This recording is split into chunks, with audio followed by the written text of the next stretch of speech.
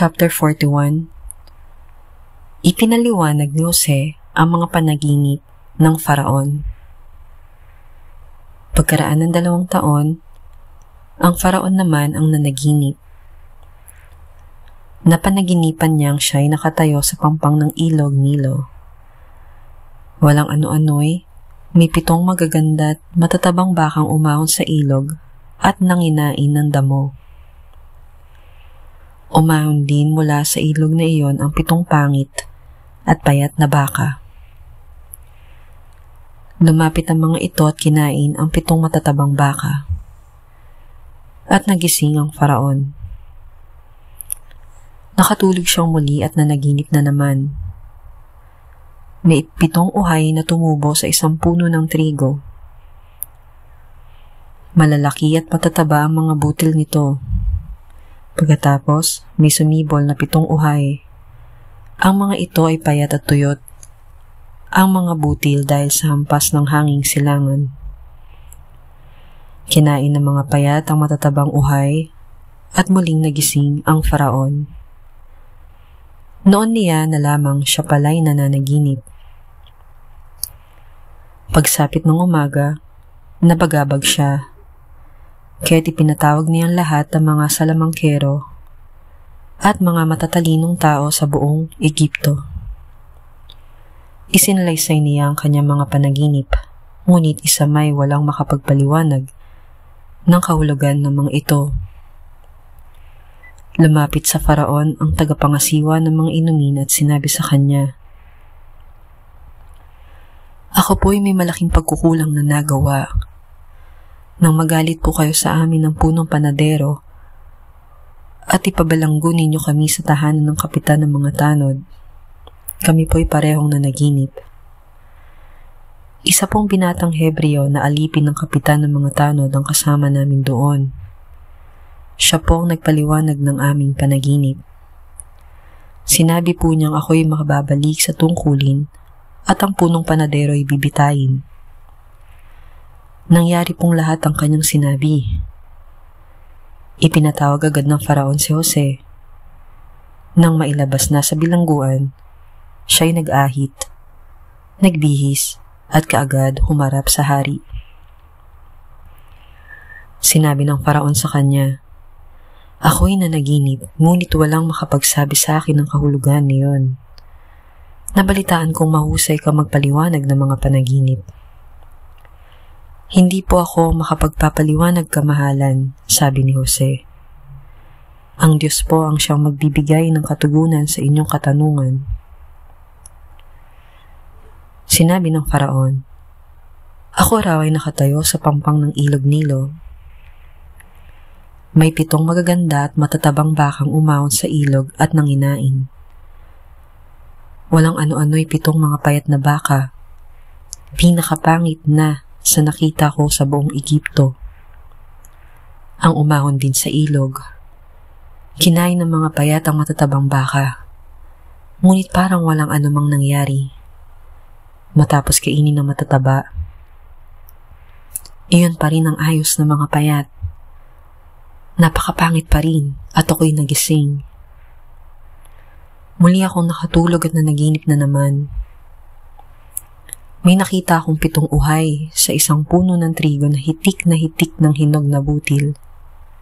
Sa puno ring ito may sumibol na 7 uhay, ngunit lanta. Napakapayat ng mga butil at tinuyo ng hanging silangan. Kinain ng mga payat na uhay ang matataba. Isinalaysay ko na ito sa mga salamangkero, ngunit wala makapagpaliwanag sa akin. Iisa po ang kahulugan ng 2 ninyong panaginip," sabi ni Jose. "Ipinapaalam sa inyo ng Diyos kung ano ang kanyang gagawin. Ang 7 matatabang baka po ay 7 taon. Iyon din po ang kahulugan ng 7 uhay na matataba ang butil. Ang sinasabi ninyong 7 payat na baka at ang 7 uhay na payat ang mga butil ay 7 taon ng taggutom. Gaya ng sinabi ko sa inyo, iyan po ang gagawin ng Diyos. Magkakaroon ng 7 taong kasaganaan sa buong Ehipto.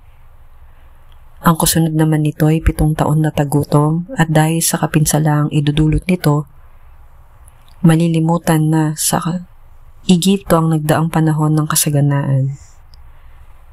Mangyayari ito dahil sa katakot-takot na hirap na daranasin sa panahon ng taggutom.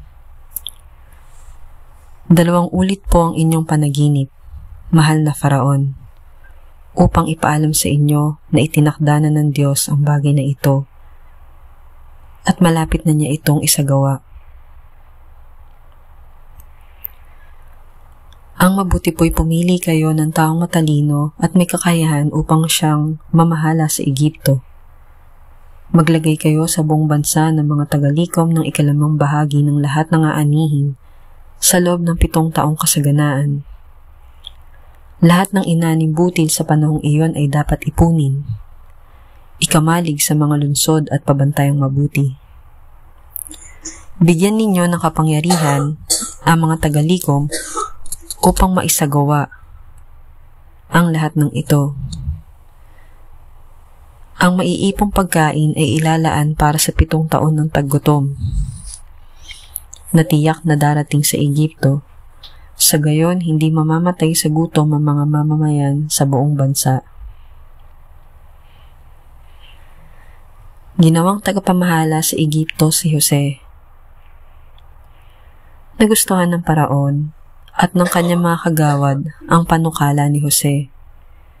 Sinabi nila, bakit pa tayo hahanap ng iba samantalang nasa kanya ang Espiritu ng Diyos? Kaya't sinabi ng Paraon kay Jose, ang Diyos ang nagpakita sa iyo ng lahat ng ito, kaya't wala nang hihigit pa sa iyo sa karunungan at pangunawa. Ikaw ang pamamahalain ko sa buong bansa at susundin ka ng lahat. Ang aking trono lamang ang hindi mapapasa iyo.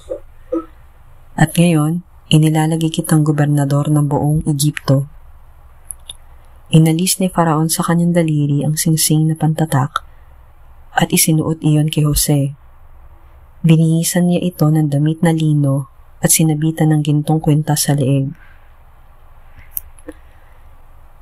Ipinagamit kay Jose ang pangalawang sasakyan ng hari at binigyan siya ng tanod pandangal na nauuna sa kanya at sumisigaw, "Lumuhod kayo!" Sa gayon, ipinailalim sa kanya ang pamamahala sa buong Ehipto. Sinabi ng Faraon kay Jose, ako ang Faraon at ikaw ang aking pangalawa, ngunit kung wala kang pahintulot, walang sino man sa Ehipto na makakagawa ng anuman. Binigyan niya si Jose ng bagong pangalan, Zaphenath Paneah, at ipinakasal sa kanya si Asenath na anak ni Potifera, ang pari sa Heliopolis. Bilang gobernador, pinamahalaan ni Jose ang buong lupain ng Ehipto. 30 taon na si Jose nang magsimulang maglingkod sa Faraon. Pagkaalis niya sa harapan ng hari, inilibot niya ang buong Ehipto. 7 taong nag-ani ng sagana sa buong lupain.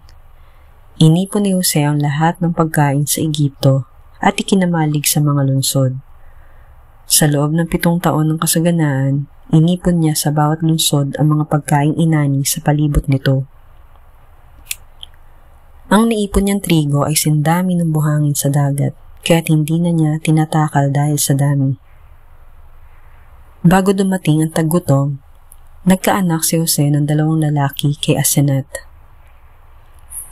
Tinawag niyang Manases ang panganay sapagkat sinabi niya, niloob ng Diyos na malimot ko ang aking naging hirap sa bahay ng aking ama. Ephraim naman ang ipinangalan sa pangalawa. Sapagkat ang sabi niya, pinagkalooban ako ng Diyos ng mga anak sa lupain ng aking paghihirap. Natapos ang 7 taon ng kasaganaan sa Ehipto at sumunod ang 7 taong taggutom. Tulad ng sinabi ni Jose, ngunit sa buong Ehipto ay may pagkain, samantalang taggutom sa ibang bansa. Nang wala nang makain ang mamamayan, sila'y dumaing sa Faraon. Sinabi niya sa mga taga-Ehipto, Magpunta kayo kay Jose at sundin ninyo ang kanyang sasabihin. Lumaganap ang taggutom sa buong bansa. Binuksan ni Jose ang lahat ng mga kamalig at pinagbilhan ng trigo ang mga taga-Egipto. Palubha ng palubha ang taggutom sa buong Egipto. Lumaganap din ito sa ibang mga bansa. Kaya't ang mga mamayan nila ay pumunta sa Egipto upang bumili ng pagkain kay Jose. Chapter 42.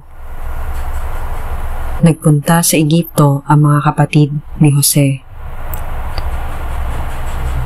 Nang mabalitaan ni Jacob na maraming pagkain sa Egipto, sinabi niya sa kanyang mga anak na lalaki, "Ano pang hinihintay ninyo? Pumunta kayo sa Egipto at bumili agad ng pagkain upang hindi tayo mamatay sa gutom. Balita ako'y maraming pagkain doon." Pumunta nga sa Egipto ang 10 kapatid ni Jose upang bumili ng pagkain. Si Benjamin, ang tunay na kapatid ni Jose, ay hindi na pinasama ni Jacob sa takot na may masamang mangyari sa kanya. Kasama ng ibang taga-Kanaan, lumakad ang mga anak ni Jacob upang bumili ng pagkain sapagkat laganap na ang taggutom sa buong Kanaan. Bilang gobernador ng Egipto, si Jose ang nagbebenta ng pagkain sa mga tao.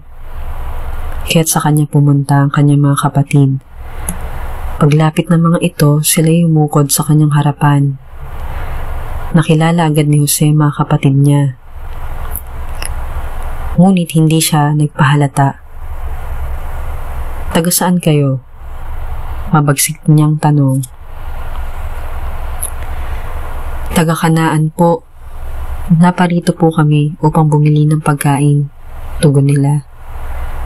Nakilala nga ni Jose ang kanyang mga kapatid, ngunit hindi siya namukhaan ng mga ito. Naalala niya ang kanyang mga panaginip tungkol sa kanila, kaya't sinabi niya, "Kayo'y mga espiya at naparito kayo upang makita ang kahinaan ng aming bansa, hindi ba?" "Hindi po. Kami pong mga lingkod ninyo ay bumibili lamang ng pagkain. Magkakapatid po kami at kami mga taong tapat. Hindi po kami mga espiya." "Hindi ako naniniwala," sabi ni Jose. "Naparito kayo upang alamin ang kahinaan ng aming bansa." Kaya't nagmakaawa sila. "Ginoo, kami po'y 12 magkakapatid. Nasa Kanaan po ang aming ama. Pinaiwan po ang bunso naming kapatid. Ang isa po'y na may patay na." Sinabi ni Jose, "Tulad ng sinabi ko, kayo'y mga espiya at isinusumpa ko sa ngalan ng Faraon, hindi kayo makakaalis hanggang hindi ninyo dinadala rito ang inyong bunsong kapatid. Umuwi ang isa sa inyo at kunin siya. Ang iba'y ikukulong dito hanggang hindi ninyo napatutunayan ang inyong sinasabi. Kung hindi, mga espiya nga kayo." 3 araw niyang ikinulong ang kanyang mga kapatid. Pagsapit ng 3 araw, sinabi ni Jose sa kanila, "Ako'y may takot sa Diyos. Bibigyan ko kayo ng pagkakataong mabuhay kung gagawin ninyo ito. Kung talagang nagsasabi kayo ng totoo, isa lamang sa inyo ang ibibilanggo. Ang iba'y makakaalis na at maaari nang iuwi ang pagkain binili ninyo para sa inyong mga pamilya. Ngunit pagbabalik ninyo'y kailangang isama ninyo ang bunso ninyong kapatid. Dito ko malalaman na kayo'y nagsasabi ng totoo at hindi kayo mamamatay." Sumang-ayon ng lahat. Pagkatapos, ang sabi nila sa isa't isa, "Nagbabayad na tayo ngayon sa ginawa natin sa ating kapatid. Nakikita natin ang paghihirap ng kanyang kalooban noon, ngunit hindi natin pinansin ang kanyang pagmamakaawa. Kaya tayo naman ngayon ang nasa kagipitan. Iyan na nga ba ang sinasabi ko?" sabi ni Ruben. "Nakiusap ako sa inyong huwag saktan ng bata, ngunit hindi kayo nakinig. Ngayon, pinagbabayad tayo sa kanyang kamatayan." Hindi nila alam na nauunawaan ni Jose ang kanilang usapan, sapagkat gumagamit pa ito ng tagasalin sa wika kapag humaharap sa kanila. Iniwan muna sila ni Jose dahil sa hindi na niya mapigil ang pag-iyak. Nang panatag na ang kanyang kalooban, bumalik siya at ibinukod si Simeon. Ipinagapos niya ito sa harapan nila. Nagbalik ang mga kapatid ni Jose sa Kanaan. Iniutos ni Jose na punuin ng trigo ang kanilang mga sako at ilagay doon ang salaping ibinayad nila. Pinagbigyan pa sila ng makakain sa kanilang paglalakbay. Nasunod lahat ang utos ni Jose. Ikinarga ng magkakapatid sa mga asno ang kanilang biniling pagkain at sila'y umalis. Pagsapit ng gabi, tumigil sila upang magpahinga. Binuksan ng isang kanyang sako upang pakainin ng asno niya at nakita ang salapi sa loob ng sako. Napasigaw ito. Ibinalik sa akin ang aking salapi. Heto sa aking sako. Nanginig sila sa takot at nagtanong sa isa't isa, anong ginawang ito sa atin ng Diyos? Pagdating nila sa Kanaan, isinalaysay nila kay Jacob ang nangyari sa kanila. Sinabi nila, Ama, napakabagsik pong magsalita ng gobernador sa Egypto. Akalain ba namang ninyong pagbintangan pa kami mga espiya? Sinabi po namin mga tapat na tao kami at hindi mga espiya. Ipinagtapat pa namin kami 12 magkakapatid na lalaki at iisang aming ama. Sinabi po namin na patay na ang isa naming kapatid at ang bunso na may kasama ninyo rito sa Kanaan. Pagkatapos po naming sabihin ito, akalain ninyong susubukan daw niya kami nagsasabi ng totoo. Pinaiwan po si Simeon at pinauwi na kaming dala ang pagkaing aming binili. Ngunit mahigpit po ang bilin niya na bumalik kaming kasama ang aming bunsong kapatid. Bilang katunayang, kami nagsasabi ng totoo. Kung magagawa namin ito, nangako po siyang palalayain si Simeon at pahihintulutan kami manirahan at magnegosyo sa kanyang bansa. Nang isali nila ang kanilang saho, nakita nila ang salaping kanilang ibinayad. Kaya't pati si Jacob ay natakot. Sinabi niya, Iiwan ba ninyo akong mag-isa? Wala na si Jose. Wala rin si Simeon. Ngayon gusto pa ninyong isama si Benjamin? Napakabigat namang pasanin ito para sa akin. Sinabi ni Ruben, Ama, kung hindi ko maibalik sa inyo si Benjamin, patayin na ninyo ang 2 kong anak. Ipaubaya ninyo sa akin si Benjamin at ibabalik ko siya. Ngunit sinabi ni Jacob, hindi ko papayagang sumama sa inyo ang aking anak. Patay na ang kanyang kapatid at siya na lamang ang nasa akin. Sa tanda ko ng ito, kung siya'y masasawi sa daan, hindi ko na ito makakayanan. Mamamatay akong nagdadalamhati.